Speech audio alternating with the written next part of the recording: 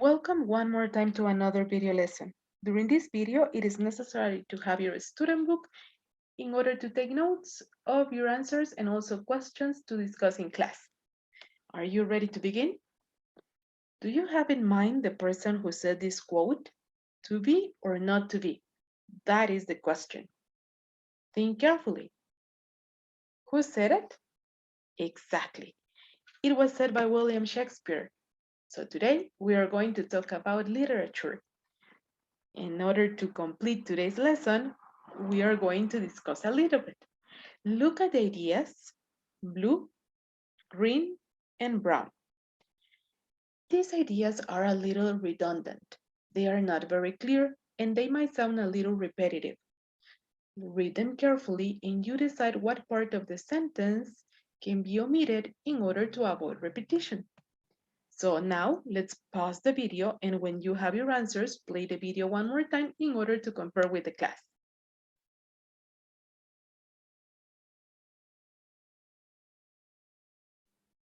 Ready to compare?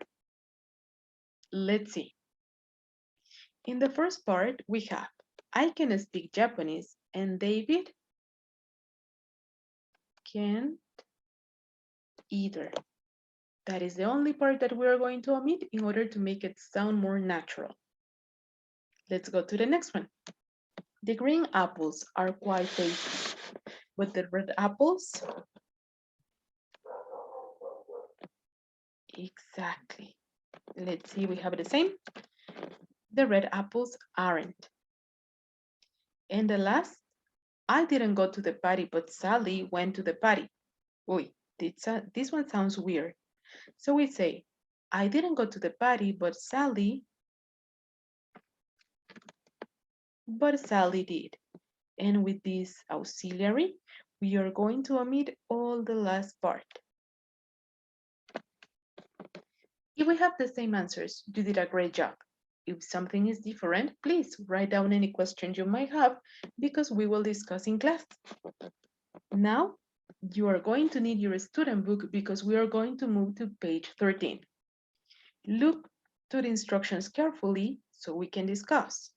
What expression or word would you replace or change to avoid repetition in these ideas? Remember that we have expression A, B, C, and D. So choose what expression from A, B, C, and D would you replace, and what word in those sentences are you going to modify in order to avoid repetition? Look at the ideas carefully, and when you are ready, play the video one more time so we can compare answers. You ready? So the idea that we are going to modify is D. How? Pay attention to this. I used to read a lot of trashy novels, but I haven't read a trashy novel in ages. The trashy novels I like have gotten too trashy. This is weird. So we are going to complete the first part to modify the idea and make it sound more fluent. I used to read a lot of trashy novels, but I haven't read one in ages.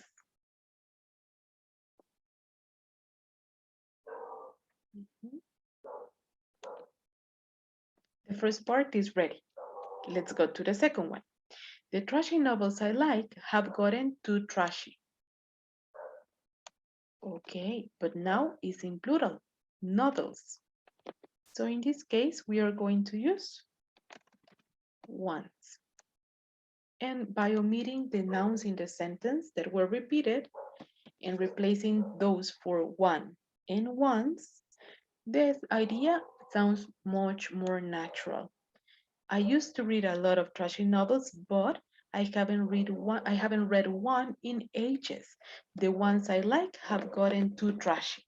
Can we do the same with the other three? Yes, of course we can. But just notice that in these other sentences, A, B, and C, we are going to change verbs, not nouns. Look carefully to the ideas. Probably we have the same. I used to read a lot of trashy novels, but these days I'm not able to. This can be omitted because was previously mentioned. B. I used to read a lot of trashy novels, but I wasn't supposed to. And one more time, we can omit the last part because it's totally understood. And last, I prefer not to nowadays. Now, read them carefully. I used to read a lot of trashy novels, but these days I'm not able to. I used to read a lot of trashy novels, but I wasn't supposed to. I used to read a lot of trashy novels, but I prefer not to nowadays. So in letter D, we change the nouns that were repeated, and in the other three, we change the verb phrases, but not any phrase. Pay attention to these expressions. Is it a normal verb or is an infinitive? If you said verb, that is a tricky answer because if you notice, all of them finish in to, and that tells us that we are working with infinitive phrases.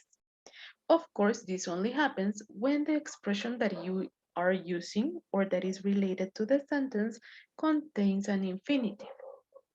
The other cases were studied in the previous class. Help me with this.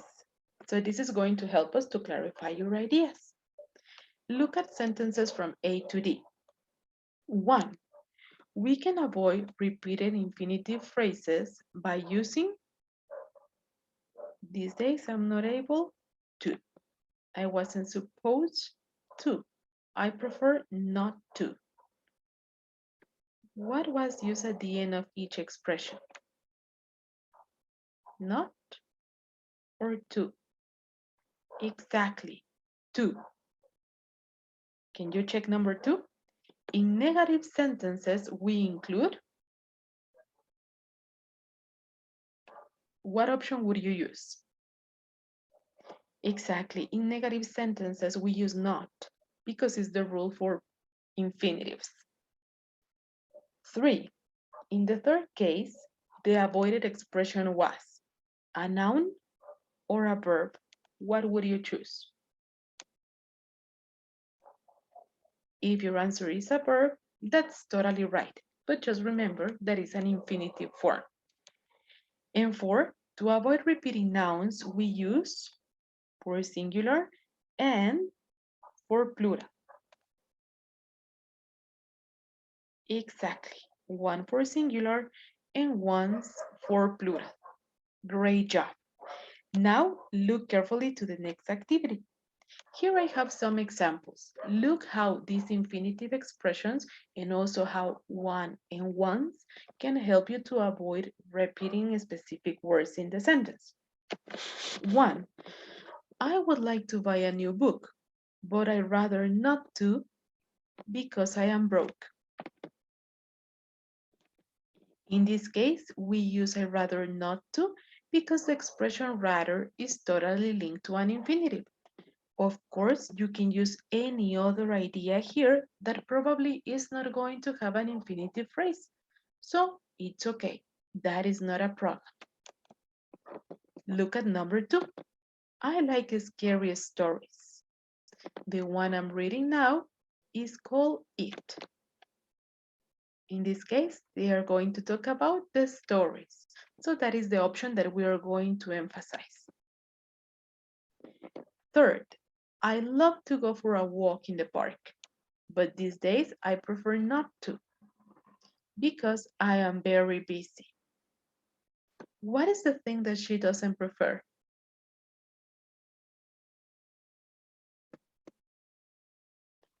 Exactly. And as the first example, because in the second part we have an infinitive phrase, it's not necessary to include all the complement. As I told you, you can complete the second part with any other idea that probably is not going to include an infinitive, and that is okay. It depends on the options and the words that you choose by the time of speaking. Are you ready for the first activity? Here we go. Let's go to your workbook. This one is going to be page 4, activity A. Look carefully to the instructions. Lesson B, grammar, avoiding repetition 2. Read the conversation and delete the words or replace them with one or ones when possible to avoid repetition. Sometimes more than one answer is possible. Do you want to work together in number 1? Do you ever read plays? Yes, sometimes. The all Greek tragedies are the plays I like the most. What word would you modify?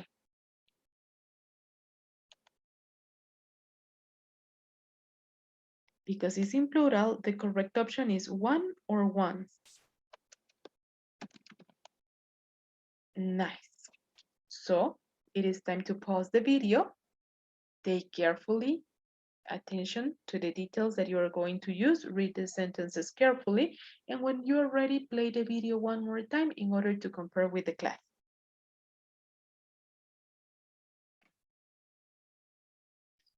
Ready to compare? Here we go. Option 1, yes, sometimes. The all Greek tragedies are the ones I like the most.